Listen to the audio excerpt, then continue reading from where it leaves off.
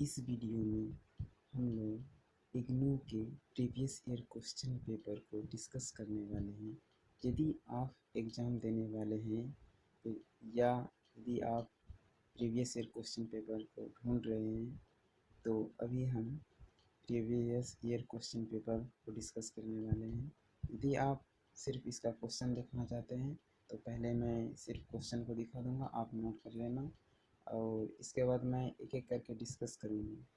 Discuss means मैं यहाँ पर सिर्फ पढ़ूँगा ताकि आपको क्लैरिटी हो पाए कि क्या क्वेश्चन है।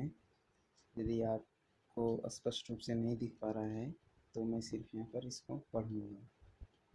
ओके, चलिए पहले मैं आपको दिखा देता हूँ कि क्या क्या क्वेश्चन है। तो ये आप देख सकते हैं कि ये बी ऑनर्स पॉलिटिकल साइंस का है, बीपीएससी 104 का है और इसका कोर्स कोड जो है BAPSH है। तो इसका क्वेश्चन इस प्रकार से है, पहले मैं आपको दिखा देता हूँ। 1 2 3 3 क्वेश्चन है इसमें, 20 मार्क्स का है और हिंदी का भी है इसमें, आप हिंदी का भी देख सकते हैं। आप चाहें तो स्क्रीनशॉट ले लीजिए या फिर आप नोट कर सकते हैं इसको। ये 4 to 8 क्वेश्चन है, मैं बाद में इसको पढ़ूँगा अभी। और ये रहा हिंदी का, यदि आप हिंदी माध्यम से हैं तो आप हिंदी के क्वेश्चन को नोट कर सकते हैं। क्वेश्चन नंबर 2 तक है इसमें और यहाँ पर है 3 to 8। आशा करता हूँ कि आपने वीडियो को पॉज करके इसको नोट कर लिया होगा। अब मैं, यदि आप नहीं कर पाए हैं नोट, तो मैं एक एक करके अभी इसको पढ़ने वाला हूँ, तो आप उसको इसके साथ नोट कर लीजिएगा। ठीक है, तो ये दिसंबर 2021 का एग्ज़ाम है। हालांकि दिसंबर 2021 का है लेकिन हम लोगों का जो एग्ज़ाम हुआ था वो 2022 में हुआ, तो इस समय तो हम लोगों का रिजल्ट भी आ चुका है। तो चलिए क्वेश्चन को डिस्कस करते हैं। सेक्शन 1 में जो यहाँ पर पहले मैक्सिमम मार्क्स जो है वो 100 का है, आप देख पा रहे हैं, और टाइम जो आपको 3 आवर का मिला है। इसमें सेक्शन 1 में जो पहला क्वेश्चन है वो है discuss the characteristics of 2 national parties in India. यानी इंडिया में जो दो नेशनल पार्टीज हैं, जैसा कि आप जानते हैं बीजेपी और कांग्रेस है, तो आप इसको अच्छी तरह से जानते हैं। उसके बारे में उसके क्या क्या कैरेक्टरिस्टिक्स हैं उसको डिस्कस करने के लिए कहा गया है। इसके बाद है analyse the roles of caste and gender as determinant of voting behaviour. यानी कि कास्ट और जेंडर किस प्रकार से एक डिटर्मिनेंट रोल निभाते हैं वोटिंग बिहेवियर में, वो कैसे निर्धारित करते हैं एक कास्ट बेसिस पे कि जेंडर बेसिस पर कैसे वोट को काउंट किया जाता है। आई मीन कि कास्ट और जेंडर वोटिंग बिहेवियर को कैसे कास्ट और जेंडर निर्धारित करता है। थर्ड क्वेश्चन है what is insurgency, discuss the causes of its emergence in India. Next fourth number है write notes on the following in about 200 words each. तो ये दो इसमें दिया है, ए और बी, 10 का है, 10 मार्क्स का है दोनों। Creation of Uttarakhand as a state, communalism and media. इसके बाद सेक्शन 2 में है discuss politics of reservation issue, 20 marks का है। Analyse the features of movement for Telangana state, ये भी 20 मार्क्स का है, ये सेक्शन 2 में है।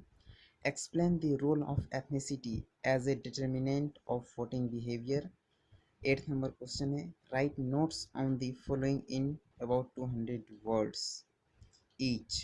प्रत्येक को 200 शब्दों में लिखना है। पहला है बोडो मूवमेंट और सेकंड है role of caste in non electoral politics. ये पूरा इंग्लिश का हो गया, मैं हिंदी को भी डिस्कस करूँगा।